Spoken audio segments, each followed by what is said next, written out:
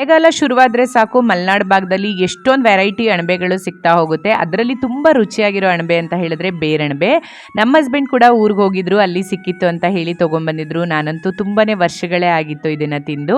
So ಅದನ್ನು clean ಮಾಡಿಕೊಂಡು ಇವಾಗ ಸಾಂಬಾರು ಮಾಡ್ತಾ ಇದ್ದೀನಿ. ಈ ಅಣಬೆಗಳ ಸಾಂಬಾರು ರುಚಿ ಮುಂದೆ ಈ ಹೊರಗಡೆ ತಂದು ನಾವು ಮಾಡೋವಂಥ ಅಣಬೆ ರುಚಿ ಏನೂ ಅಲ್ಲ. ಸೊ ಮೊದಲಿಗೆ ನಾನು ಒಂದು ಕಡಾಯಿಗೆ ಎಣ್ಣೆ ಹಾಕ್ಕೊಂಡು ಈರುಳ್ಳಿ ಟೊಮೆಟೊನ ಫ್ರೈ ಮಾಡಿಕೊಂಡು ಇದನ್ನೇ ನಾನು ರುಬ್ಬೋದಕ್ಕೆ ತೊಗೋತಾ ಇದ್ದೀನಿ. ಈ ರೀತಿ ಫ್ರೈ ಮಾಡಿ ತೊಗೊಳ್ಳೋದ್ರಿಂದ ಸಾಂಬಾರು ಅಷ್ಟು ಬೇಗ ಕೆಡಲ್ಲ, ಜೊತೆಗೆ ರುಚಿ ಕೂಡ ತುಂಬ ಚೆನ್ನಾಗಿರುತ್ತೆ.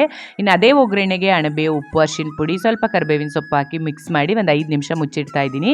ಇನ್ನು ಮಸಾಲೆಗೆ ಇದಕ್ಕೆ ಅಚ್ಕಾರದ ಪುಡಿ, ಧನಿಯಾ ಪುಡಿ, ಸ್ವಲ್ಪ ಚಕ್ಕೆ, ಲವಂಗ, ಪಲಾವ್ ಎಲೆ, ಶುಂಠಿ, ಬೆಳ್ಳುಳ್ಳಿ, ತೆಂಗಿನಕಾಯಿ ಹಾಕ್ಕೊಂಡು ನುಣ್ಣಗೆ ರುಬ್ಕೊಂಡು ನಾವು ಬೆಂದಿರೋ ಅಂಥ ಅಣಬೆಗೆ ಇದನ್ನು ಹಾಕಿ ಕನ್ಸಿಸ್ಟೆನ್ಸಿ ನೋಡಿಕೊಂಡು ನೀರು ಹಾಕಿ ಒಂದು 5 ನಿಮಿಷ ಕುದಿಸ್ಕೊಂಡ್ಬಿಟ್ರೆ ಟೇಸ್ಟಿ ಆಗಿರುವಂಥ ಸಾಂಬಾರು ರೆಡಿ ಆಗುತ್ತೆ. ನಾನು ಇದನ್ನು ಮುದ್ದೆ ಮತ್ತು ಕಡುಬಿನ ಜೊತೆ ಸರ್ವ್ ಮಾಡಿದೆ. ನೀವು ಏನರ ಜೊತೆ ಕೂಡ ಸರ್ವ್ ಮಾಡ್ಬೋದು. ವ್ಲಾಗ್ ಇಷ್ಟ ಆದರೆ ಲೈಕ್ ಮಾಡಿ, ಸಬ್ಸ್ಕ್ರೈಬ್ ಮಾಡ್ಕೊಳ್ಳಿ.